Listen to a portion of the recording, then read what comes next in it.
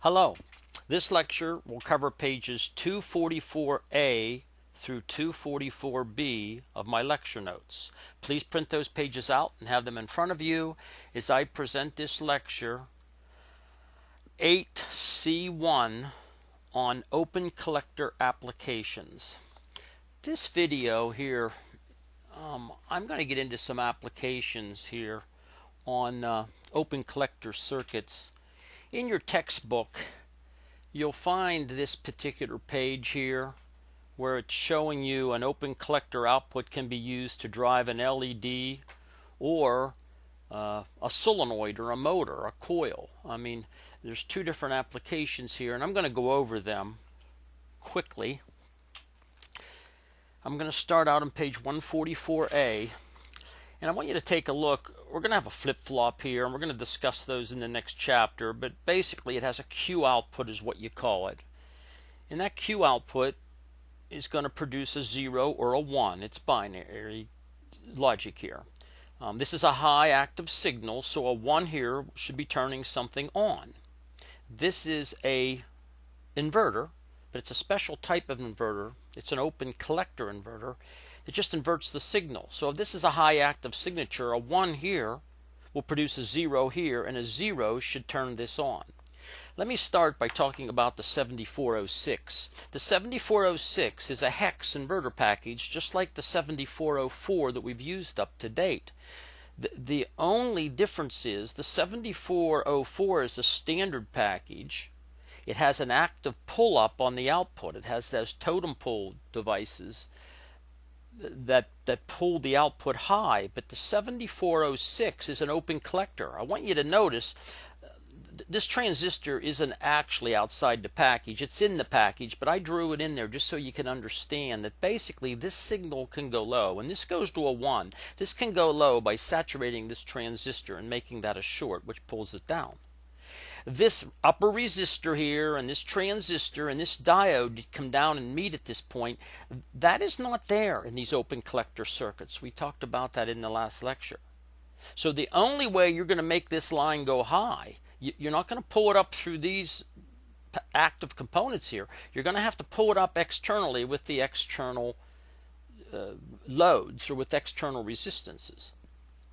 So in this circuit here, basically what happens is a 1 here will produce a 0 here, and it should turn this LED on in this simple circuit here. But let's start out by putting a 0 here. A 0 here through this inverter would put a 1 here. Well, the only way a 1's going to go here, and this is one of the homework problems, is this turns off. This goes into cutoff. Now, when that transistor's in cutoff inside this open collector package, that's an open circuit. So picture that transistor not being there. It's just a real high infinity resistance to ground. So if that's an open circuit, no current can flow in this direction. Well, that's called conventional current. When current flows from the positive to the most negative voltage, that's called conventional current, and that's the current direction that we're going to use in this class and the next class. Matter of fact, most universities use conventional current flow, where the majority carrier is a whole charge. If you were in an institute, maybe working with the military, or one of the military schools, they use a lot of electron flow, where the electron flow, the electron is the majority charge carrier, and it always flows from the most negative to the most positive. It's a 6 of one, half dozen of the other. We're going to use conventional current, where the whole charges, which are the absent of the electrons, will travel from more positive to a more negative voltage. And you might say, well, wait a minute. Electrons are for real and whole charges are just the absence of electrons, so they don't count. Well, there's a lot of people in the physics community that would beckon to differ with you. They think that the whole charge, and they're convinced that the whole charge carriers are every bit as real as the electron is. So what we're going to use is we're going to use conventional current, plus to minus. So when this point goes low, current can flow here. But when this point is high, that's an open circuit. No current can flow. And if no current can flow, if you remember Ohm's law, V equals I times R, If no current can flow, there can't be any voltage drop. So if no current is allowed to flow here because this is an open circuit, there's no voltage drop here. So that puts this 5 volts here, puts that 5 volts there, puts that 5 volts there, and that output is at 5 volts. Now, let's make this go to a 1 and this goes low. When this goes low, this shorts and you'll have current flow from this point down to ground, and the LED should turn on providing you have the correct current through it. What I want you to do in this problem is find RS up here so that 16 milliamps flows through the LED. Well, we're going to do it through 3 approximations here. I have 3 different approximations. Some people will just say, you know what, we're going to ignore this voltage drop here. Remember what that is? When this is in the low state, it's an output low level voltage. Low level output voltage. We just talked about that in a previous lecture. We're going to ignore that. We're even going to ignore the forward bias, this forward voltage drop of this LED that was 0.7 volts we talked about. We're going to assume that that's 0 volts here, and it's 0 volts here, and it's 0 volts there. So our first approximation is going to say this value resistance RS up here simply is equal to the voltage across the resistor divided by the current through it. Well, this is a series circuit. You can't determine current down here. There's no resistance to put into the equation up here. You can't determine current here. There's no resistance to allow you to use one of these derivations of Ohm's law. So the only place you can calculate the current is through this resistance, but whatever current you get here, it has to be the same current here, has to be the same current here, and has to be the same current flowing here. So the value resistance is equal to V sub S divided by I sub S. And if we assume through a first approximation that these drops here and here don't count, that's 0 volts. So you have 5 volts minus 0 volts as current flows plus the minus in this direction.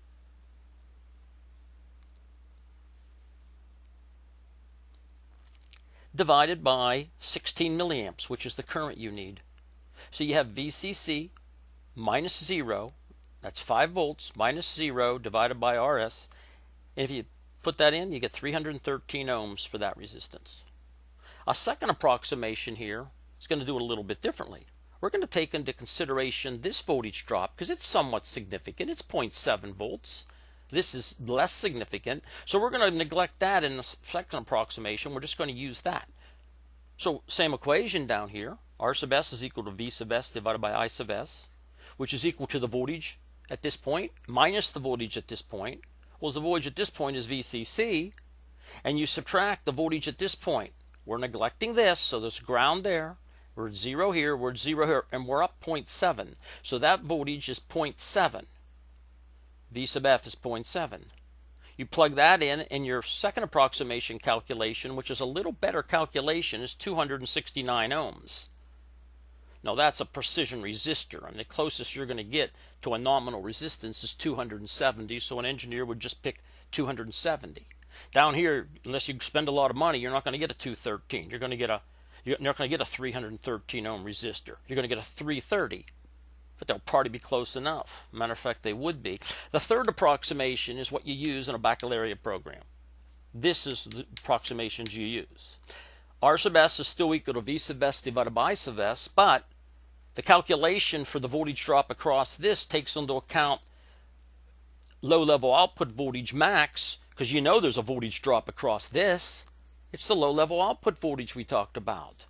So VCC minus the voltage on this side here, which is a VOL plus.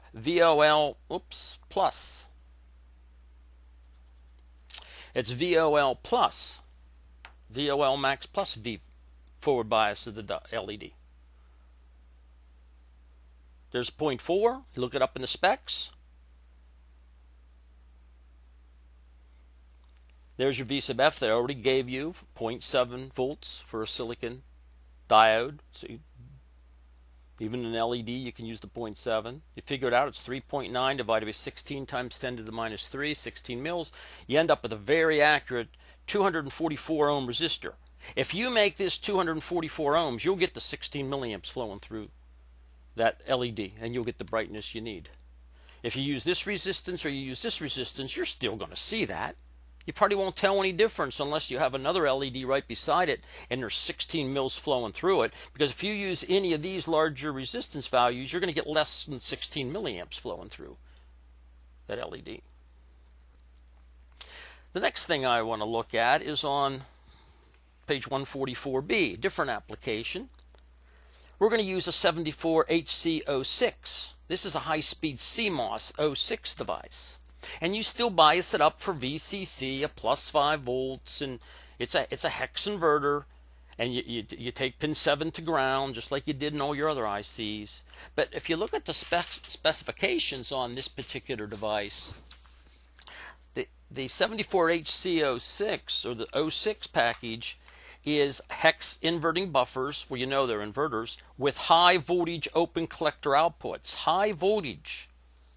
Well, if you look at the specs, they're telling you that the input voltage there can be as high as high level output voltage. The high level output voltage, where you can pull it up to, can be as high as 30 volts. So that's the high voltage application they're talking about here, and that's exactly what I did. I got a solenoid here. And I have a solenoid, and I take it to 12 volts. And I use the same configuration I did down here. I'm driving it with a flip-flop that's going to memorize a 1 or a 0. Flip-flop is a memorization circuit, so either puts a 0 or a 1. If it's a 1, nothing's turned on, which is going to if it's a 0 here. If it's a 0 here, that's inactive. Nothing will be on, which will put a 1 here, a 1 here. The only way you're going to get it in this open collector circuit is that's in cutoff, and it's open. So you're going to have 12 volts here with no current flow. You have no voltage drop. You have 12 volts here. You have 12 volts there. That's one of the homework questions. But what happens if you make this line go to a 1? Because the Q output goes to a 1. This goes to a low. That saturates. It becomes a short. And you get current flow here through the solenoid to ground. Now, this solenoid has a coil or an inductor that makes it up. And I want you to know, if you remember from your physics class, coils or inductors store energy in a magnetic field. There's a magnetic field here that stores energy when current flows through there. In a capacitor, it's an electric field that holds the energy, the charge. It's all in an electric field. But in a coil, it's in a magnetic field with flux that gets built up. Well, as soon as you pass current through here, what happens is it builds up the magnetic field and it pulls this contact in over here in the secondary side, and you energize this high energy part of the circuit. This could be the same 12 volts, but it could be something a lot larger. And this load could be a motor.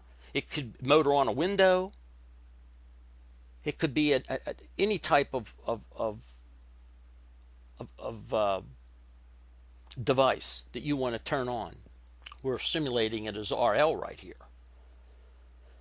But I want you to notice that this circuit's used in all the automobiles. If you have power locks, if you have power seats, if you have power windows, you have this solenoid. You have this circuit inside that automobile. Many of them. But what's that diode doing here? Well, I want to explain that now. Now, the analysis of this circuit is just like the previous one. You can treat this as a resistance of the solenoid, and all the calculations we've used, first and second approximations, you can use. There's no LED drop here, so you don't have a third approximation. But you can go right to a second approximation, use Ohm's law, and you can figure out anything you want to use here. But you have to look at that spec to get VOL max, low level output voltage max, so you can make some calculations here. But when you first turn this on, this transistor saturates, because this goes low. That saturates. And I want you to realize that current flows here, plus to minus, through this inductor down the ground. Well, these inductors, whenever you try to stop that current, you'll find out next semester that inductors have a characteristic where you can't change current through an inductor instantaneously. If there's 20 milliamps flowing there, it's going to stay there. 20 milliamps. When you first turn that transistor off. When you go from saturation to cutoff, and that becomes an open circuit, think of that as a resistor here to ground with infinity ohms. When that goes to cutoff, it's open. Treat it as a very large resistance. What happens is this polarity changes. You can think of it as for instantaneously it turns into a source. In other words, this turns into a plus terminal down here, and this is the negative terminal. As this magnetic field collapses, it drives that 20 milliamps in the same direction because you can't change that instantaneously. And the way it does is it switches these polarities around. And without that diode in the circuit, that 20 milliamps, it continues to push down here, goes through that infinite resistance, and if you have any current going through an infinite resistance, you get an infinite voltage across there, and it blows this circuit up. It'll blow this open collector device up instantly. So they found out a long time ago, you have to put a diode around all coils, whether that's a motor or whether it's a solenoid, any coil that's in this open collector circuit on the output. Because what happens is normally it's plus to minus current flow when this is on. Picture the current here. When this turns off, that current's going to continue to go and continue to flow in that direction. This turns to a plus and this turns to a minus. But initially when this is a plus and this is a minus, that's reverse biased, so the current goes right through here to ground. But when this changes polarity to continue that current, when this goes to a positive down here and this goes to a negative here, when it flips polarity, that's the same polarity that we have here. The plus will go to the plus and the minus to the minus. So what happens is it discharges on itself. The field collapses and that current just collapses on itself. And you protect this device. So in your automobile, you probably have 10 of these circuits. And every one of them have to have a diode across that coil.